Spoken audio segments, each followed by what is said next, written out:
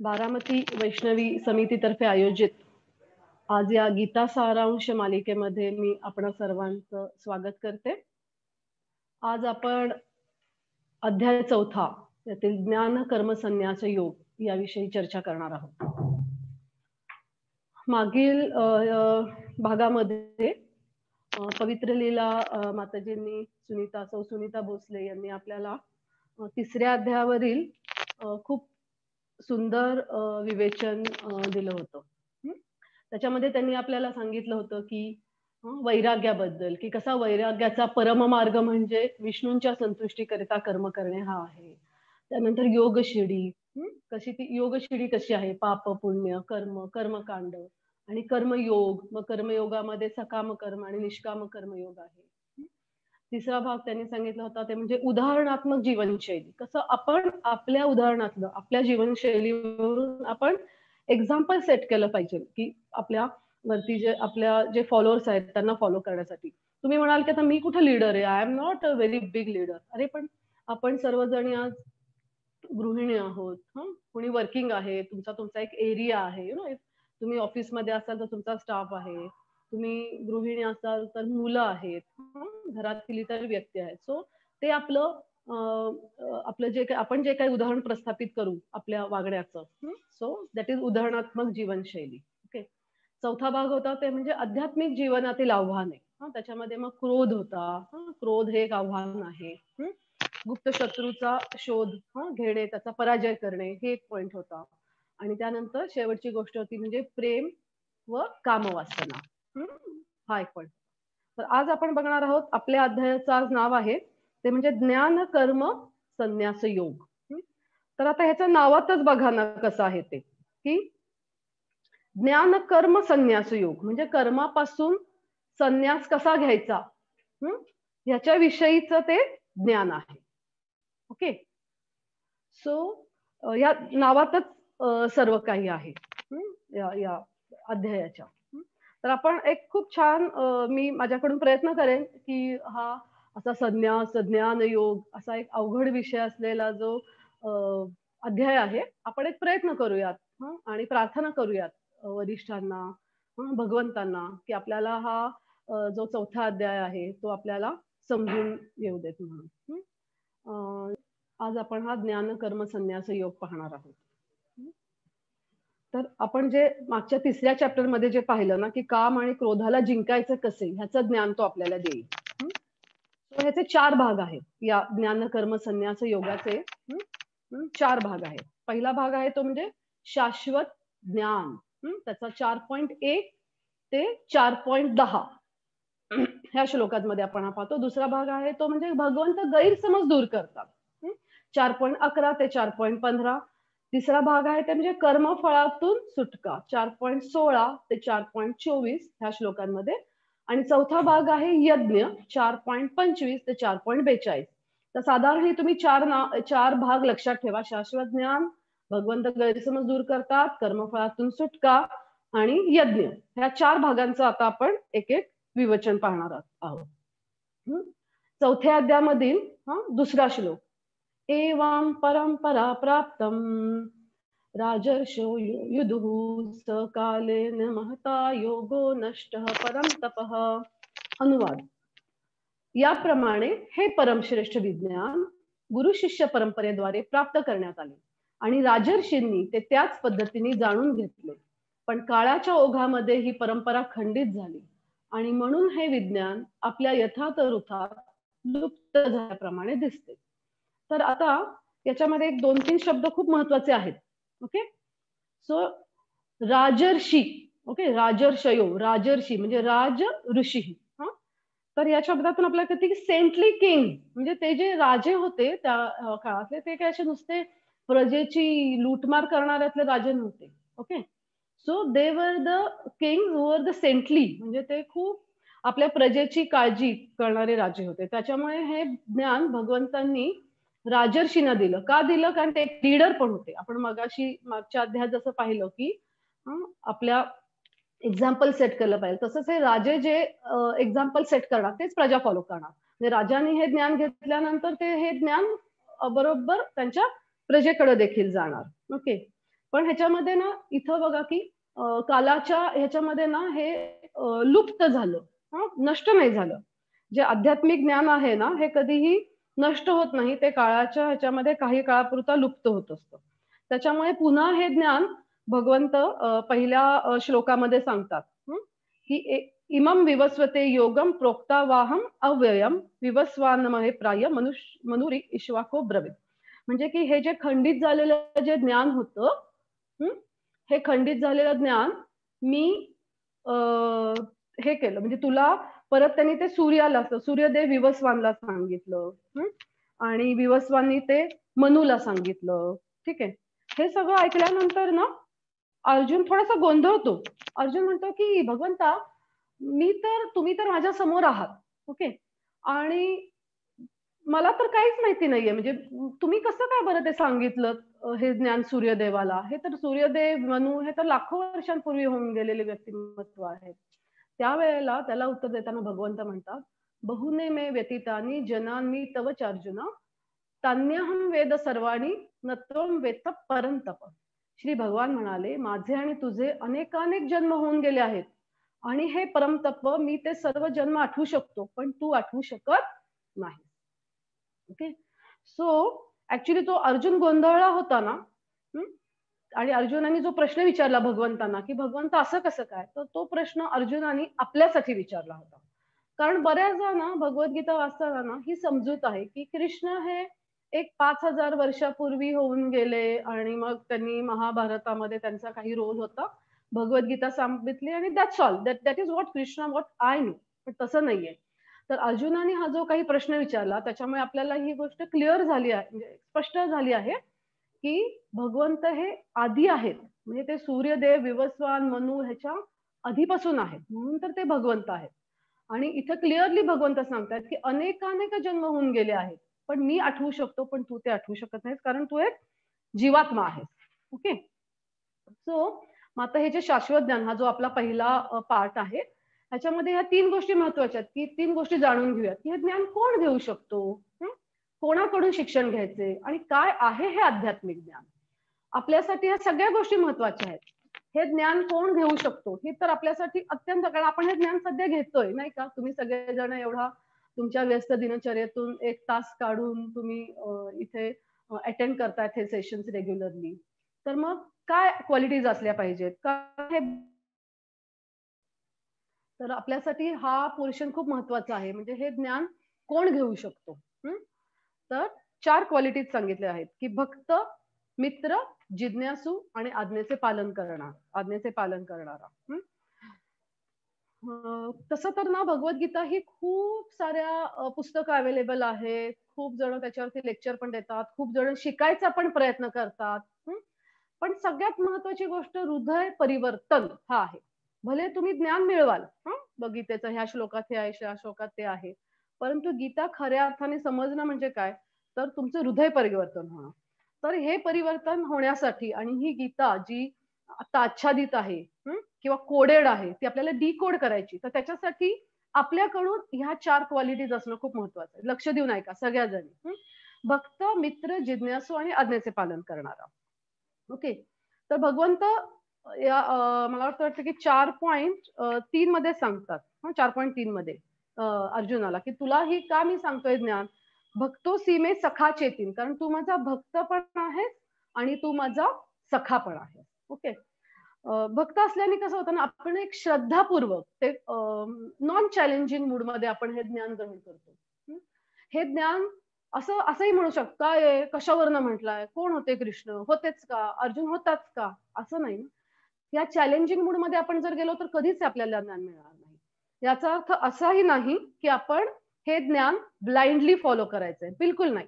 पुढे आपल्याला एक श्लोकामध्ये भगवंत सांगतात सुद्धा की तद्विधी प्रश्न म्हणजे प्रश्न विचारायचे, किंवा इथेही तिसरा आपला पॉइंट आहे की जिज्ञासूपणे तुम्ही विचारा ना, हे काय आहे, ते काय आहे, पण not in a challenging mood. Challenging mood तुम्ही गेला तर तुम्हाला कधीच भगवद्गीता समजणार नाही. आणि मित्र का बरं म्हणतात, कारण मित्रांना ना कधीच एन्व्ही नसते, म्हणजे काय म्हणतात, ईर्ष्या नसते. त्यामुळे देखील आपल्याला ही भगवद्गीता चांगल्या रीतीने समजू शकते. ज्यांना भगवंतांबद्दल ईर्ष्या आहे त्यांना कशी बरं भगवद्गीता समजेल? नक्कीच नाही.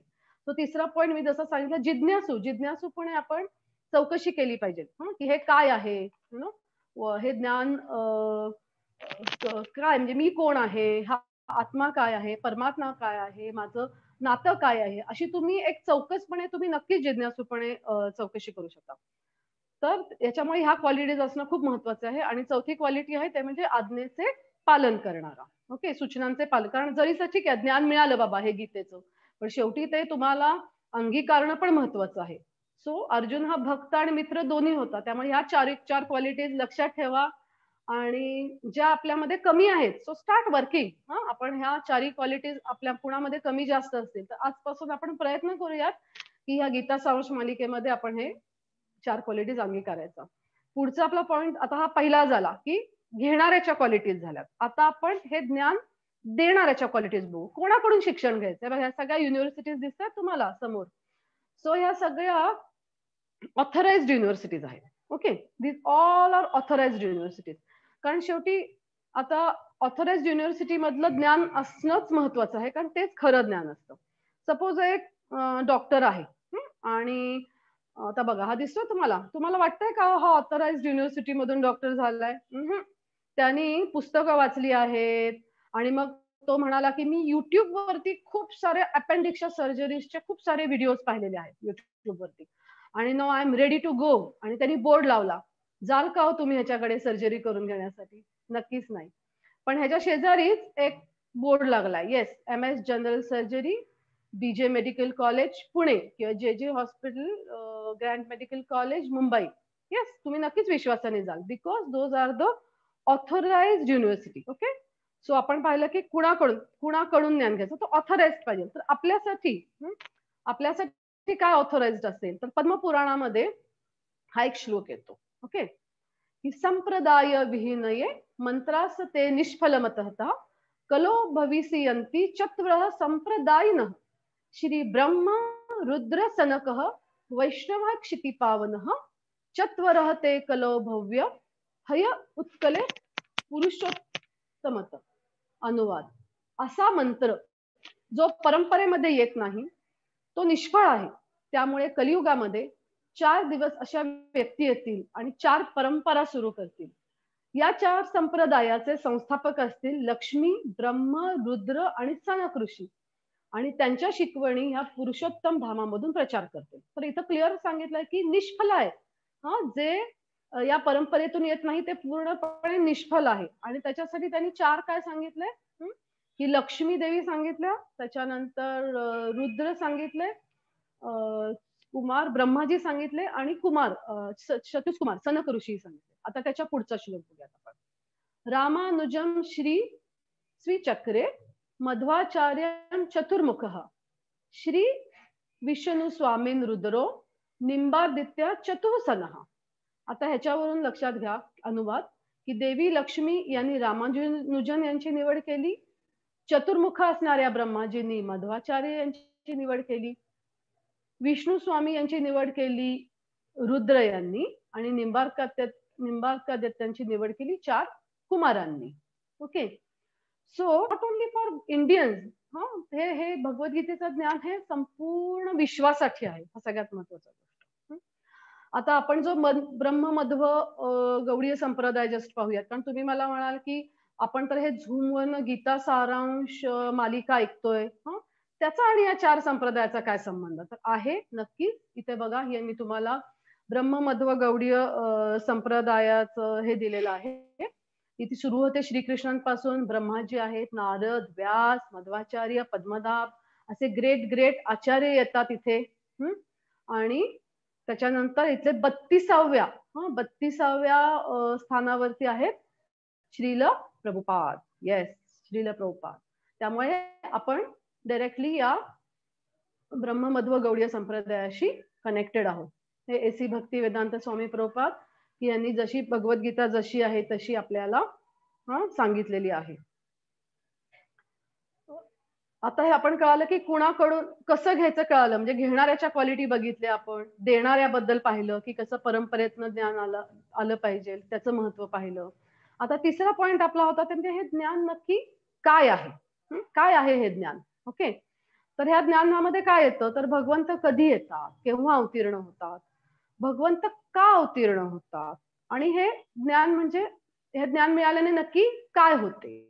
Okay, so that is the third point. Okay, so आता आपण बघूयात की भगवंत केव्हा अवतीर्ण होतात. ओके, सो यदा यदा हि धर्मस्य ग्लानिर्भवति भारत अभ्युत्थानम धर्मस्य तदात्मानं सृजाम्यहम्. प्रत्येक वेळेला मी जेव्हा हा श्लोक वाचते ना, मी माझ्या बालपणीच्या आठवणींमध्ये जाते. मला असं वाटतं की तुम्ही सुद्धा, आपण सगळे साधारण एकाच वयाचे असतो. तर आपण लहान शाळेमध्ये असताना आय थिंक रामानंद सागर यांचं महाभारत लागायचं. तिथं हा स्टार्टिंगच त्याची या श्लोकाने व्हायची.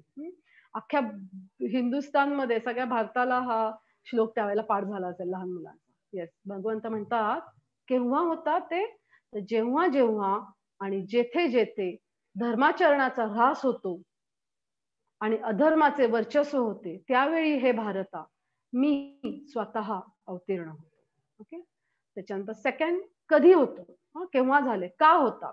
Okay, why he comes to this material world. Okay, परित्राणाय साधूनां विनाशाय च दुष्कृतां धर्म संस्थापनार्थाय संभवामी युगे युगे.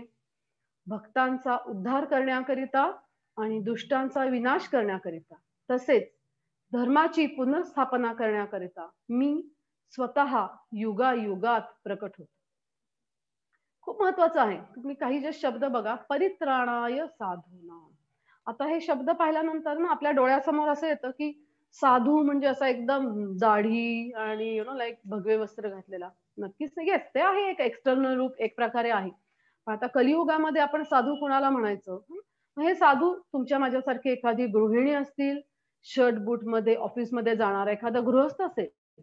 पण तो का साधू म्हणायचा त्याला, कारण त्याचा भगवंतांच्या नामावरती, रूपावरती, गुणांवरती तेवढा विश्वास आहे, तो साधू. तर अशा साधूंचं रक्षण करण्यासाठी भगवंत येतात. विनाशायचे दुष्कृतां, दुष्कृतांचा विनाश करण्याकरता भगवंत येतात. तर आता हे दुष्कृत सुद्धा तसंच. आपल्याला असं वाटेल की पुन्हा ते दोन शिंग, मोठे दात बाहेर आलेले, तसे असतात का हे, तसे असतात का हे तसे असतात का हे राक्षस. नाही, या कलियुगामधील राक्षस हे सूट बूट मध्ये देखील असतील.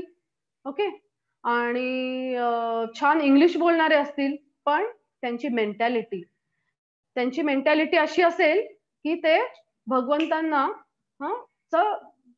तिरस्कार करतील, त्यांचा द्वेष करतील. सो ते आहेत दुष्कृत. ओके, सो भक्तांचा त्यांचं रक्षण करण्याकरता, दुष्कृताम करण्यासाठी भगवंत अवतीर्णत होतात.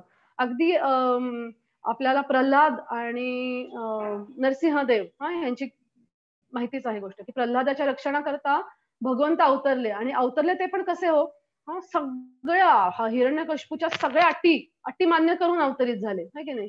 आत नाही, बाहेर नाही, वरती नाही, खालती नाही, अस्त्राने नाही, शस्त्राने नाही, दिवस नाही, रात्र नाही, सगळं सगळं सगळं हे करून ते तिथे अवतीर्ण झाले.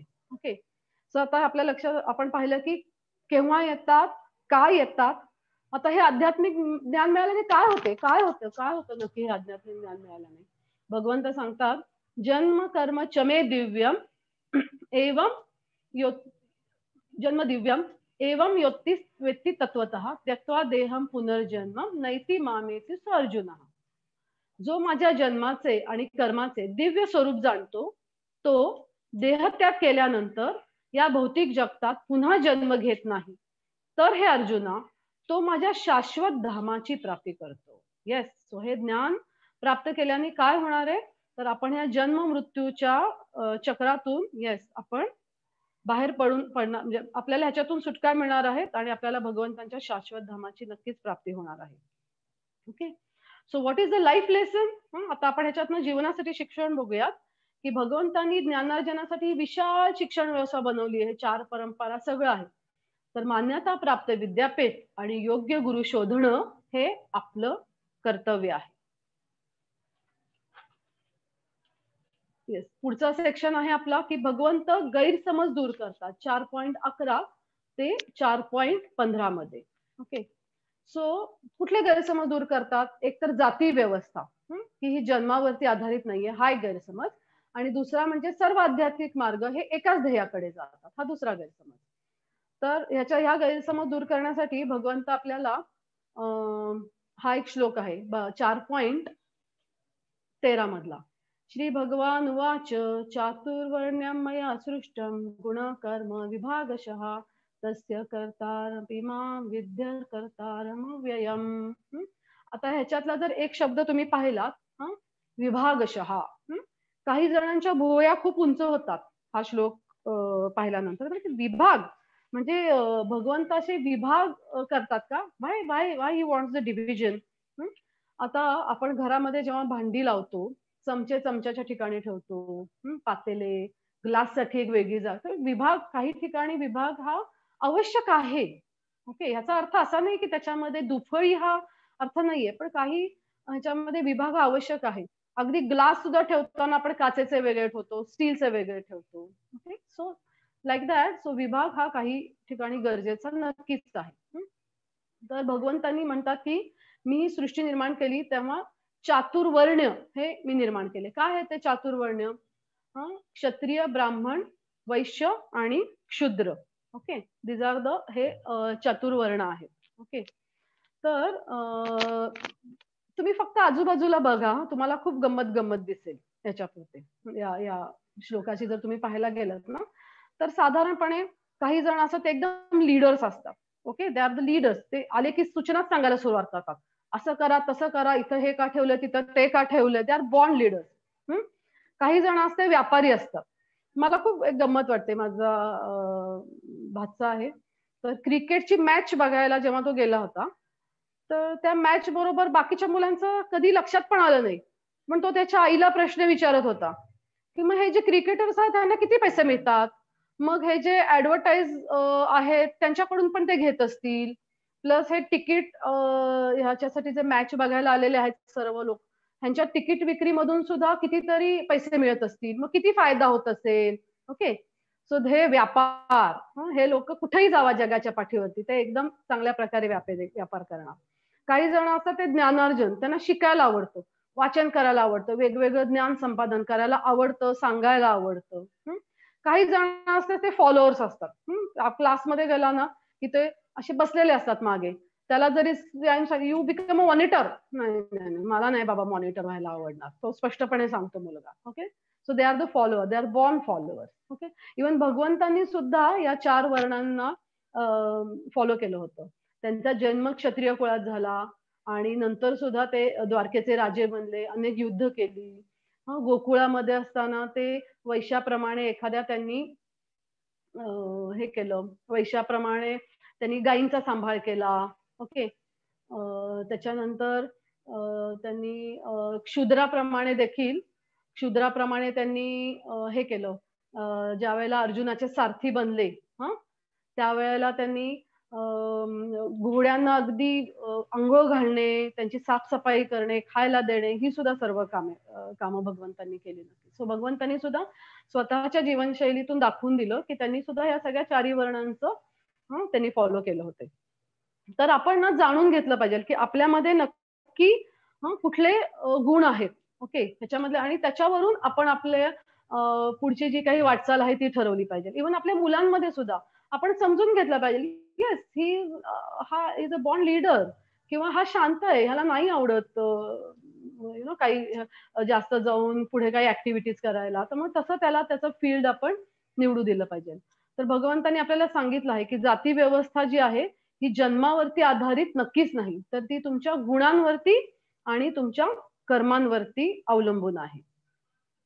ओके, तर आपण कसं आहे ना, हे जर आपण समजून घेतलं ना, तर आपल्याला आपण जे काही करतो ना त्याच्यामध्ये समाधान मिळतं, है ना. ज्याच्यामध्ये आपल्याला समाधान मिळतं आणि आपण त्याच्यामध्ये अधिक चांगली प्रगती सुद्धा करू शकतो, जर आपण समजून घेतलं की माझे गुण काय आहेत. तर कधी कधी असं होतं बरं का की डॉक्टर्सच्या मुलांना कंपल्शन करून पाठवलं जातं. इव्हन मी आमच्या कॉलेजमध्ये सुद्धा ना, माझी एक मैत्रीण होती, असंच तिला तिचे आई वडील they are very big practitioners पुण्यामधले, तर त्यांनी तिला कंपल्सरी नाही मेडिकलला जा, मेडिकलला जाऊन करून पाठवलं. सेकंड इयर पर्यंत तिने कसं बसं शिक्षण घेतलं, पण ती रमलंच नाही तिचं मन त्याच्यामध्ये. तिने कॉलेज सोडून दिलं नंतर आणि मग नंतर कुठलं तरी ग्रॅज्युएशन केलं. So this is not a very good thing. आपण आपल्यातले गुणकर्म करून मग त्या दिवशीने आपण निवड केली पाहिजे. त्याच्यासाठी आपल्यासाठी जीवनासाठी शिकवण आहे की तुमची कारकीर्द आणि आयुष्याची दिशा ही तुमच्या गुण आणि कर्मांवरती ठरवा, बाह्य घटकांवर ठरवू नका. मग तुम्ही तुमच्या निवडलेल्या क्षेत्रामध्ये उत्कृष्ट प्रगती कराल.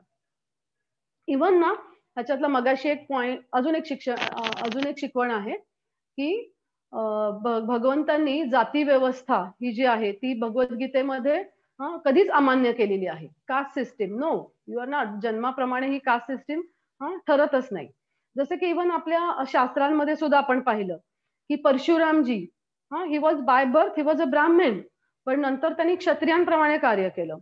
किंवा विश्वामित्र मुनी सुद्धा आधी राजे होते ते कौशिक, पण नंतर ते साधनेने एक ऋषी बनले. एक छोटीशी कथा सांगते गौतम ऋषींची. तर गौतम ऋषी ज्या वेळेला लहान होते त्यावेळेला त्यांना खूप अशी त्यांची बेसिकली त्यांची जे मी पहिलं सांगितलं ना की शिक्षण घेणे, ज्ञान संपादन करणे ह्याच्यामध्ये त्यांना खूप रुची होती. मग ते गुरूंकडे गेले आणि त्यांनी सांगितलं की मला कृपा करून ज्ञान द्याल का. तर त्यांचे गुरु म्हणाले की पण तुझं कुळ काय आहे, मला तुझं कुळ माहिती नाहीये, मी कसं सांगणार, बिकॉज त्यावेळेला विद्यार्जन हे शक्यतो ब्राह्मणांसाठी असायचं. सो ते त्यांच्या आईकडे गेले आणि आईला विचारलं की माझे वडील कोण आहेत. तर आई म्हणाली अरे मी तर एक वेश्या आहे, मी सांगू शकत नाही तुझे वडील कोण आहेत ते. तर गौतम, ही केवढी मोठी गोष्ट आहे ना वडील माहिती नसते, पण तरी सुद्धा गौतम ऋषी त्या गुरूंकडे गेले आणि गौतम ऋषींनी सांगितलं की मला माहिती नाही गुरुजी माझे वडील कोण आहेत ते. पण त्या ऋषींनी, त्या गुरूंनी त्यांना ज्ञानार्जन देण्याचं मान्य केलं. का माहिती?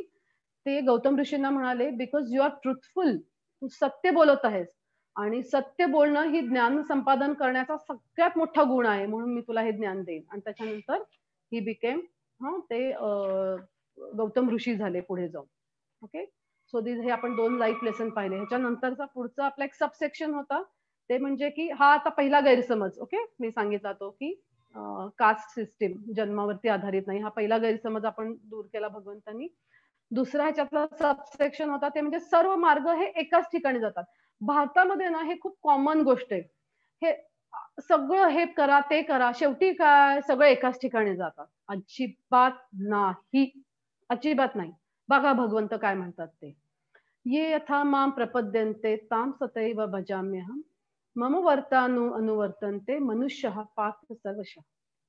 जे ज्या भावाने मला शरण येतात त्याला अनुरूप असे फळ मी त्यांना देतो. हे पार्थ, सर्वजण माझ्या मार्गाचे सर्व प्रकारे अनुसरण करतात. म्हणजे ज्या भावाने शरण येणार त्याचंच फळ मी, तसंच फळ मी त्यांना देतो. असं नाही की तुम्ही एका वेगळ्या भावाने येताय आणि मी तुम्हाला वेगळा भाव देतोय, बिलकुल नाही. ओके, तर ह्याच्यामध्ये ना भगवंत आपल्याला 4 हे सांगतात, 4 स्तर सांगतात. देव, आपण कशा प्रकारे भगवंतांना सगळ्या लोक अप्रोच होतात. तर देवता, देवतांमध्ये कसं आहे की जाणून घ्या की भगवंत हे देवता नाही, नक्कीच नाही.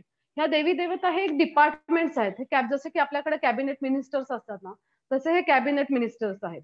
जसं की सूर्यांकडे, इंद्रदेवांकडे पावसाचं नियोजन आहे, वरुण देवांकडे वेगळं नियोजन आहे, सूर्यदेवांकडे वेगळं नियोजन आहे.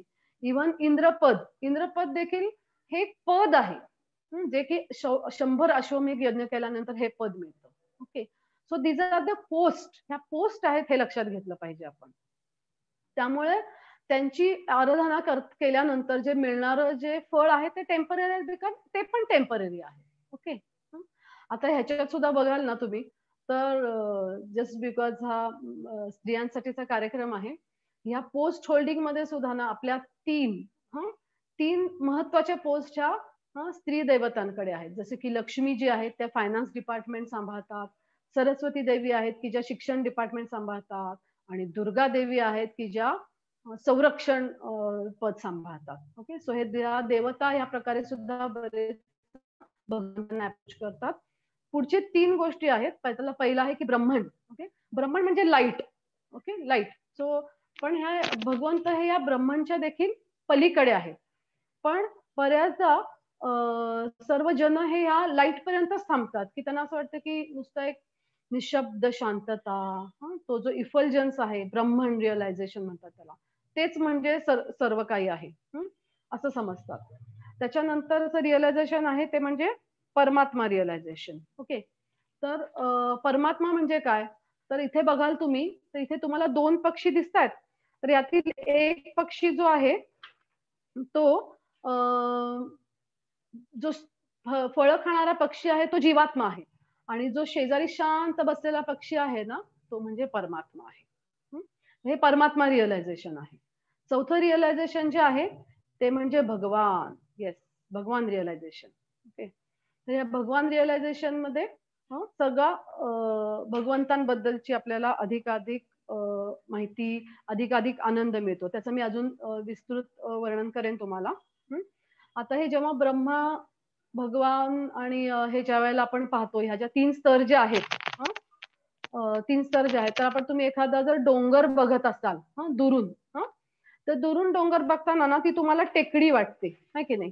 तर त्या टेकडी वरती ज्या वेळेला जेव्हा तुम्ही त्याच्या जवळ जाता, जेव्हा लांबून पाहता तेव्हा तुम्हाला ती छोटी वाटते ना, तो डोंगर असा एखाद्या टेकडीप्रमाणे वाटतो. त्यावेळेला तुम्हाला असं वाटतं की हा हा डोंगर माझ्या एवढाच आहे, कारण तो छोटा दिसतोय एकदम. ओके, तर त्यावेळेला आपल्याला ते हे ब्रह्मन रिअलायझेशन, कारण तिथं असं वाटतं की मी आणि भगवंत एकच आहोत, कारण आपण लांबून पाहतोय ना खूप त्यांना. मग थोडस अजून जवळ गेल्यानंतर जाणवतं परमात्मा रिअलायझेशन. येस, तेव्हा असं जाणवतं की हा डोंगर खूप मोठा आहे. हा डोंगर खूप मोठा आहे. ओके, अजून त्याच्या जवळ गेल्यानंतर जाणवतं भगवान रिअलायझेशन, की अरे हा डोंगर हा खूप सुंदर आहे. ह्याच्यावरती वेली आहेत, पक्षी आहेत, ओके, सुंदर फळं आहेत, त्याचं सौंदर्य जाणवतं. ओके, तर ह्याच्याप्रमाणे एक तुम्हाला सांगते की हे जे ब्रह्मन रिअलायझेशन आहे ह्याच्यामध्ये एक शाश्वतता आहे. ओके, शाश्वतता, सत सत हा फीचर जो आहे भगवंतांचा तो आपण ह्याच्यातून जाणू शकतो. परमात्मा ह्याच्यामध्ये सत आणि चित असे 2, म्हणजे चित म्हणजे काय, तर ज्ञान. ओके, ज्ञान जाणतो आपण, कारण शेवटी त्या परमात्म्याकडे ज्या वेळेला परमात्मा रिअलायझेशन मध्ये जीवात्मा जेव्हा वळतो त्यावेळेला तेव्हा त्याच्याकडनं त्याला ज्ञान मिळतं. त्यामुळे सच्चित आणि भगवान या रिअलायझेशन मध्ये सच्चित आणि आनंद. तिथे आनंद आहे कारण तिथे नातं आहे, तिथं आदान प्रदान आहे. ओके, आता सपोज तुम्ही एखाद्या रूम मध्ये छान तुम्हाला एसी रूम दिलीये, मस्त कोणी स्क्रीन आहे पाहिजे तेवढ्या, तुम्हाला कोणी डिस्टर्ब करायला नाही, काही नाही, काही नाही. 1 दिवस 2 दिवस करमेल, पण एकट्याला नाही हो करमू शकत जास्त. एखादी छोटीशी चिमणी जरी चिवचिवत तरी तिथे आली ना तरी आपल्याला आनंद होतो. मग तिथे भगवंतांच्या शाश्वत धामामध्ये तर सगळी नाती आहेत, है ना? वात्सल्य आहे, साख्य भाव आहे, दास्य भाव आहे, ओके, माधुर्य भाव आहे. तर ह्या वेगवेगळ्या ह्या सर्व नात्यांमध्ये एक सुंदर आदान प्रदान आणि खूप आनंद आहे. तर हे भगवान रिअलायझेशन आहे. तर मी तुम्हाला ज्या मगाशी 4 युनिव्हर्सिटीज सांगितल्या त्या आपल्याला ह्या भगवान रिअलायझेशन पर्यंत आणून देतात. ओके, सो आपण हे 2 पार्ट संपलेले आहेत. ह्याच्यातली जीवनासाठी शिकवण आपण बघतो की वेगवेगळी विमानं ना तुम्हाला वेगवेगळ्या ठिकाणी जाणार, पण तुम्हाला ठरवायचंय कुठं जायचं आणि त्याच विमानाचं तिकीट तुम्हाला काढायचंय. ओके, असं नाही की मला मुंबईला जायचं मी पुण्याचं तिकीट काढून नाही. जे ज्याचं तिकीट काढणार तिथंच तुम्ही जाणार. Okay, so our third part is, तिसरा आपला भाग आहे तो म्हणजे कर्मफळातून सुटका. 4.16 ते 4.24 असा आपला भाग. त्याच्यातला आपण एक पहिला एक श्लोक बघूयात. कर्मणोऽपि बोद्धव्यम बोद्धव्यम च विकर्मणः अकर्मणश्च बोद्धव्यम गहना कर्मणो गतिः. कर्माच्या गुंतागुंती समजणे अत्यंत कठीण आहे, म्हणून मनुष्याने कर्म, विकर्म आणि अकर्म म्हणजे काय हे योग्य रीतीने जाणले पाहिजे. ओके, आता हे गुंतागुंती समजणे एक शॉर्ट मध्ये 2च मिनिटात मी तुम्हाला एक स्टोरी सांगते. एक व्यक्ती होता आणि ही सत्य घटना आहे. मला आता त्या व्यक्तीचं नाव आठवत नाहीये, पण मी उद्या ग्रुपवरती त्याचे डिटेल्स शेअर करेन. ही खरी घडलेली घटना आहे.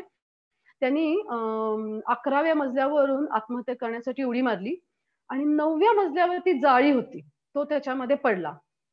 पडला परंतु तो जिवंत नव्हता, तो गेला होता. पण तो कशाने त्याचा मृत्यू झाला होता, तर त्याला एक गोळी लागली होती, वॉज शॉट डेड.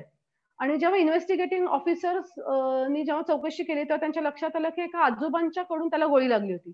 त्यांनी त्या आजी-आजोबांना विचारलं, का तुम्ही त्याला मारलत?" ते म्हणाले, "अहो, आमची नेहमी अशी माझी नवरा-बायकोंची भांडणं होत असतात आणि आमच्या ह्या बंदुकीमध्ये गोळ्या कधीच नसतात. मी फक्त तिला घाबरवण्यासाठी ती अशी बंदूक घेत असतो. तिला घाबरवायला. कधीच गोळ्या नसतात. मला माहिती नाही कशी आमची भांडणं अशी चालू झाली, कधी गोळी आली आणि कशी गेली ती." हं. आणि मग ती गोळी त्या मुलाला लागलेली असते. हं. आणि ॲक्चुअली ती गोळी कुणी टाकलेली असते माहिती का? ह्या आजी-आजोबांचा मुलगा असतो आणि तो कर्जबाजारी झालेला असतो आणि त्याला पैशांची गरज असते. आणि हे आई-वडील त्याला पैसे देत नसतात म्हणून तो आई-वडिलांवरती खूप नाराज असतो. भांडणं होत असतात सारखी त्यांची. आणि हा खूप दुष्ट बुद्धीने वाटतो. खूप दुष्ट बुद्धीने वागतो. तो काय करतो, त्याला माहिती असतं ना म्हणून त्या बंदुकीमध्ये तो गोळ्या भरतो. गोळ्या भरून ठेवतो. तो म्हटले, की पुढच्या वेळेला ह्यांची भांडणं होतील ना, तेव्हा हेच ह्यांच्यापैकीच कुणीतरी जाईल आणि माझा मार्ग मोकळा होईल. हां, म्हणजे माझ्यावरती काही येणार नाही. म्हणून तो गुपचूप त्याच्यामध्ये गोळी घालून ठेवतो. आणि तुम्हाला माहिती ती जी गोळी तो जो मुलगा ज्याला गोळी लागली ना, तोच मुलगा असतो. ह्यांचाच मुलगा असतो, की ज्याने त्या बंदुकीमध्ये गोळी भरून ठेवलेल्या असतात. तर अशा प्रकारे ह्या कर्माच्या तिथल्या तिथंच त्याला ती कर्माची रिएक्शन मिळाली. त्या खूप गुंतागुंत समजणं खूप कठीण आहे. हं. आपण थोडासा प्रयत्न करूयात ह्याच्या पुढचा भाग समजून घ्यायचा, की कर्मफळ, कर्म, विकर्म आणि अकर्म. सो कर्म म्हणजे काय? तर जी शास्त्रांना धरून केली जातात, हं, ती कर्म. विकर्म म्हणजे काय? की जी शास्त्रांपासून विरुद्ध आहेत, हं, जी पापमय कर्म आहेत, दॅट इज विकर्म. आणि अकर्म म्हणजे काय हे मी तुम्हाला पुढच्या स्लाइडमध्ये सांगते. तर आता तुम्ही बघाल, की हा व्यक्ती दिसतोय तुम्हाला, हं, की कर्म, हं, की पुण्यकर्म करतात. त्या पुण्यकर्मांच्या फलामुळे छान भौतिक आनंद मिळतो, चांगला जन्म आहे, चांगल्या सुखवस्तू घरांमध्ये जन्म मिळतो. हं, परंतु त्या भौतिक गोष्टीचा आनंद घेण्यासाठी पुन्हा तुम्हाला पुनर्जन्म हा घ्यावाच लागतो. ओके. विकर्म. विकर्म म्हणजे पापमय कर्म. मगाशी मी सांगितलं तसं, की शास्त्रांच्या विरुद्धची कर्म आहेत, ते विकर्म. त्याच्यामध्ये तुम्हाला खूप सफर व्हावं लागतं. तुम्हाला त्याची रिएक्शन भोगावी लागतात, दुःख अनुभवावं लागतं आणि पुनर्जन्म ते भोगण्यासाठी पुन्हा एकदा जन्म घ्यावा लागतो. मग हेच पुनर्जन्म करत बसायचं आहे का आपल्याला? नक्कीच नाही. तर आपल्याला शिकायचं आहे, की अकर्म म्हणजे काय? मी आता थोडक्यात सांगते, कारण पुढचे जे आपले चॅप्टर्स आहेत 7 ते 12 ह्याच्यामध्ये ह्या अकर्मावरती विस्तृत विवेचन आहे. मी थोडक्यात सांगते, की अकर्म म्हणजे काय? तर कृष्ण भावना भावित कर्म. ओके. मला स्वयंपाक करायचा आहे. स्वयंपाक तर रोज करतोच आहे मी. करतच आहे. पण मला भगवंतांना भोग दाखवायचा या भावनेनी मला आज स्वयंपाक करायचा आहे. मी वर्किंग आहे. तुमच्यातल्या काही जणी वर्किंग सुद्धा असतील. तर मी काम करतीये, जॉब करतीये, मला पैसे कमवायचे आहेत. कशासाठी? तर मला माझ्या मुलांना चांगल्या प्रकारे शिक्षण द्यायचं आहे, चांगल्या प्रकारे त्यांना वाढवायचं आहे. का? कारण ते भगवंताचे एक चांगले भक्त होतील. त्यामुळे कर्म तीच करायची आहेत, फक्त त्याच्या पाठीमागची भावना, आपल्याला कृष्ण भावना भावित कामं करायची आहेत. इव्हन इस्कॉनचा सुद्धा तुम्ही फुल फॉर्म पाहिलात ना, तर international society for Krishna consciousness. Okay. So consciousness त्याच्या मागची भावना आपल्याला बदलायची आहे. ओके.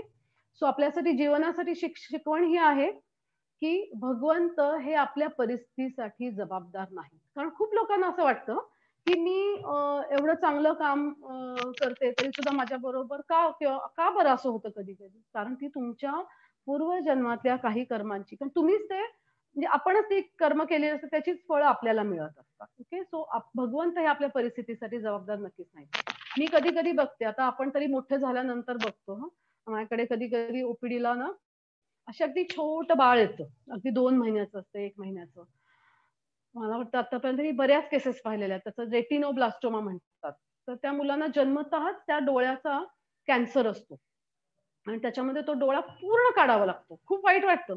मग आता तुम्ही कल्पना करा, की त्या 2 महिन्याच्या जीवाला काय कर्म असणार आहेत? तर ती त्या जन्मात तर त्यांनी काहीच कर्म केलेली नसणार आहेत विशेष. पण ती त्याच्या पूर्वजन्मांचं संचित ते त्याला तेव्हा भोगावं लागतं. सो अशा प्रकारे भगवंत हे आपल्या परिस्थितीसाठी जबाबदार नाहीत. ओके. सो आता आपण पुढचा सेक्शन बघणार आहोत. तो म्हणजे की यज्ञ. तर आता यज्ञ सेक्शन मध्ये आपण सुरुवात ह्या श्लोकाने करूयात, तद्विद्धि प्रणिपातेन परिप्रश्नेन सेवया उपदेशांतति ज्ञानम ज्ञानिनस्तत्वदर्शिनः. आध्यात्मिक गुरूंकडे जाऊन तत्व जाणण्याचा प्रयत्न कर. नम्रपणे त्यांना प्रश्न विचार आणि त्यांची सेवा कर. आत्मसाक्षात्कारी व्यक्ती तुला ज्ञान प्रदान करू शकतात, कारण त्यांनी तत्व जाणलेले आहे, तत्वदर्शिता. ओके. तर ह्याच्यामध्ये महत्वाचे 3 पॉइंट्स आहेत. ही आता आपण डिकोड करूयात. आपण ही जी श्लोक आहे ना, त्याच्यामध्ये 3 पॉइंट्स काय आहेत की गुरु. ओके. तर गुरूंकडे जाऊन, गुरु आपल्याला पाहिजेत, कारण हे यज्ञ, हा जो काही यज्ञ ह्याचं प्रशिक्षण आपल्याला तर समजू शकत नाही, तर ह्याचे प्रशिक्षण घेण्याकरता आपल्याला गुरु पाहिजेत. ओके.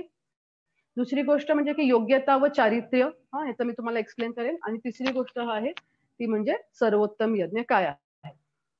तर आपण पहिलं बघूयात की यज्ञाचे प्रशिक्षण देण्याकरता गुरु. आता यज्ञ म्हणजे तुम्ही म्हणाल की हा असा यज्ञ आहे का हो की तो मध्ये काय तो पेट यज्ञ आहुती आपल्या समोर ते यज्ञ कुंड येतो ना. तर यज्ञ म्हणजे काय, तर विष्णूंच्या संतुष्टी प्रित्यर्था केलेले कर्म म्हणजे त्यालाच यज्ञ म्हणतात. यज्ञ हा मुख्य गाभा आहे ह्याच्यातला, की यज्ञ हा विष्णूंच्या संतुष्टी करता केला जातो. ओके. तर आता हे जे गुरु आहेत, हे गुरु कसे असतात, तर त्यांनी श्रवण केलेलं असतं. श्रवण कुठून केलेलं असतं, तर त्यांनी जे आपण परंपरा सांगितल्या मगाशी, त्या परंपरेतून त्यांनी ते श्रवण केलेलं असतं. आणि त्यांनी तत्वदर्शीन आहात, त्यांनी सत्य जाणलेलं असतं. ओके. त्यांनी सत्य जाणलेलं असतं, ते सेल्फ रिअलाइज्ड असतात, आत्मसाक्षात्कारी असतात. असे हे गुरु आपल्याला या ज्ञानामध्ये नक्कीच प्रशिक्षित करतात. आणि याच्यामध्ये आपण आहुती म्हणतो किंवा अर्पण काय करायचंय, तर आपला गर्व, अहंकार, आपल्या गैरसमजुती ह्या यज्ञामध्ये आपल्याला ह्या अर्पण करायच्या. आता अर्पण करताना यज्ञामध्ये आपण चांगल्या गोष्टीही अर्पण करतो, जसं की यज्ञामध्ये तूप घातलं जातं. तूप ही चांगलीच गोष्ट आहे. ओके. तर थोडक्यात काय, तर आपल्याला चुकीच्या गोष्टी काढून टाकायच्या आहेत आणि चांगल्या गोष्टींचा आपल्याला स्वीकार करायचा आहे. ओके. सो हे मग हे सर्व केल्यानंतर आपल्याला खरं ज्ञान प्राप्त होईल. पुढची गोष्ट आहे म्हणजे योग्यता आणि चारित्र्य. आता याच्यातली जी योग्यता आहे ना, ती आपण पुस्तकं वापरून आपले स्किल सेट डेव्हलप करून आपण आपली भौतिक योग्यता वाढवू शकतो. भौतिक ज्ञानामुळे कौशल्य वाढतं, नाही का. आजकाल पुस्तकं आहेत, युट्यूबला कितीतरी सारे व्हिडिओज अवेलेबल आहेत, है ना. तर ह्याच्यामुळे आपलं कौशल्य नक्कीच वाढतं. परंतु भौतिक ज्ञान आणि आध्यात्मिक ज्ञान हे खूप वेगळं आहे. तर आध्यात्मिक ज्ञान प्राप्त करण्यासाठी सगळ्यात महत्वाची गोष्ट आहे ते म्हणजे चारित्र्य. येस. सो चारित्र्य चांगलं असणं हे आध्यात्मिक ज्ञानासाठी खूप बेसिक गोष्ट आहे. तर तुम्ही कसं काय चारित्र्यवान होण्यासाठी काय केलं पाहिजे, तर मगाशी मी सांगितलं असं गुरु तुम्हाला शिकवतील की कशा प्रकारे तुम्ही चारित्र्यवान झालं पाहिजे. जसं की तुम्ही एखादा आर्किटेक्ट झालं तरी सुद्धा एखाद्या सिनियर आर्किटेक्ट कडे इंटर्नशिप असते. तुम्ही सीए सुद्धा ज्या वेळेला होतात, ओके, अकाउंट्स मध्ये, त्याला तुम्हाला एखाद्या सिनियर सीए कडे जाऊन त्याचं ज्ञान आणि प्रशिक्षण घ्यावं लागतं. ओके. सो तशा प्रकारे आपल्याला मगाशी सांगितलं तसं आपल्याला हे चारित्र्य संपन्न होण्यासाठी गुरूंचे तेच तुम्हाला शिकवतील. येस, चारित्र्य संपन्न आपल्याला कसं व्हायचं आहे ते. आणि ह्याच्यात 3 लेवल्स आहेत. ओके. मानसिक, बौद्धिक आणि कार्य. आता ही पहिली मानसिक आपण पाहिली की त्याच्यामध्ये इंद्रिय संयम ही खूप महत्वाची गोष्ट आहे. मानसिक लेवलवरचं की इंद्रिय संयम, उगीच हे वाटलं असं केलं म्हणजे तसं जे वाटेल तसं करणं, मनाला वाटेल ते करणं. No, that is not correct. So इंद्रिय संयम हा मानसिक लेवलवरती खूप महत्वाचा आहे. दुसरी गोष्ट, बौद्धिक लेवलवरती अधिकारी व्यक्तीला शरण गेलं पाहिजे, कारण तेच आपल्याला शिकवणार आहेत कशा प्रकारे आपलं चारित्र्य संपन्न आपल्याला व्हायचं आहे.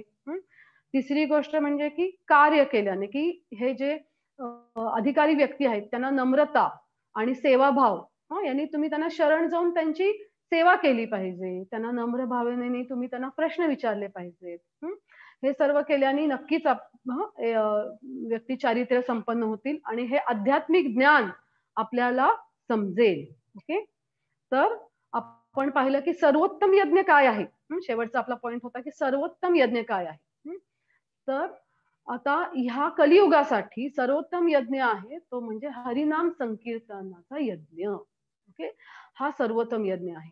हरे कृष्णा कृष्णा कृष्णा हरे हरे, हरे राम राम राम हरे हरे. या हरिनाम संकीर्तनाचा यज्ञ हा या कलियुगासाठी सर्वोत्तम यज्ञ आहे. दुसरी गोष्ट आहे म्हणजे की वाचन, आध्यात्मिक पुस्तकं जसं की भगवद्गीता, श्रीमद भागवतम यांचं वाचन करणे आणि इंद्रिय संयम. इंद्रिय संयम कसं करायचं तर प्रभुपादांनी इस्कॉन मध्ये खूप 4 हे दिलेले आहेत, 4 नियम सांगितलेले आहेत. मांसाहार नाही, नशापान नाही, परस्त्री संग नाही आणि जुगार नाही. ह्या 3-4 गोष्टी केल्यानंतर इंद्रिय संयम हा आपोआपच येतो. ओके, सो हा सर्वोत्तम यज्ञ आहे. सो जीवनासाठी शिकवण आपण शिकूया त्याच्यातून की जीवनाच्या गोष्टी ना सहज उपलब्ध आहेत. हवा आहे, पाणी आहे, आपल्याला या खूप महत्वाच्या गोष्टी आहेत आणि आध्यात्मिक ज्ञान देखील उपलब्ध आहे, है ना. आम्ही प्रयत्न करतोय दर सोमवारी हे घ्यायचा. नंददुलार प्रभूजी शनिवारी घेतात लेक्चर्स. प्रभुपादांनी अनेक पुस्तकं लिहून ठेवलेली आहेत, अनेक मंदिरं आहेत. पण त्याची किंमत करण्यास आपण शिकलं पाहिजे. आपल्याला त्याचं महत्व कळालं पाहिजे आणि त्याच्यासाठी वेळ काढून त्याचं अध्ययन करणं गरजेचं आहे. ओके, सो अशा प्रकारे आपण आज हा 4था अध्याय पाहिला. तर या 4थ्या अध्यायामध्ये आपण 4 सेक्शन्स पाहिले. 4 महत्वाचे सेक्शन्स पाहिले.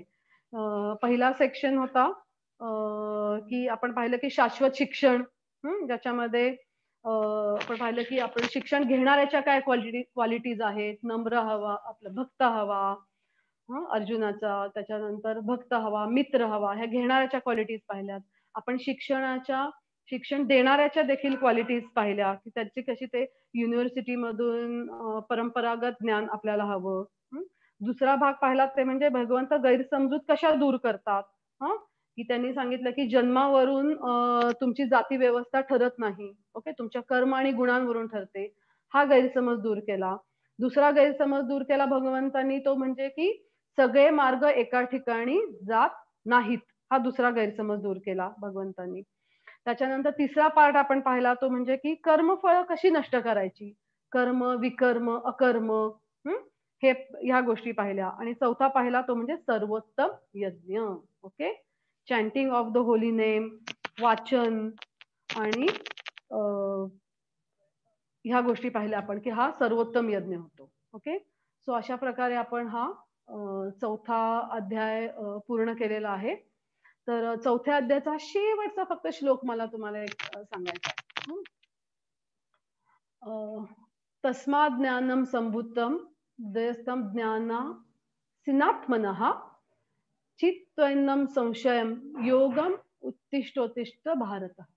म्हणून अज्ञानामुळे तुझ्या हृदयात जे संशय उत्पन्न झाले आहेत ते ज्ञानरूपी शस्त्राने छाटून टाकले पाहिजेत. हे भारता, योगयुक्त हो, उठ आणि युद्ध कर.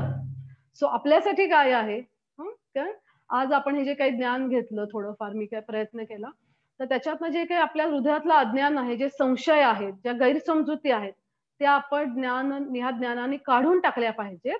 आणि युद्ध कर म्हणजे काय आपल्यासाठी, तर आपल्या रोजचं जे लाईफ आहे त्याच्यात ते स्वयंपाक आहे, कोणाचं काम आहे, एक बायको म्हणून ड्युटी आहे, एक आई म्हणून आहे, एक सून म्हणून, ज्या काय त्या करता करता आपली चेतना ही कृष्ण भावना भावित ठेवणं, ठेवणं खूप गरजेचं आहे. सो धन्यवाद, थँक्यू सो मच. कुणाला काही प्रश्न असतील तर विचारू शकता.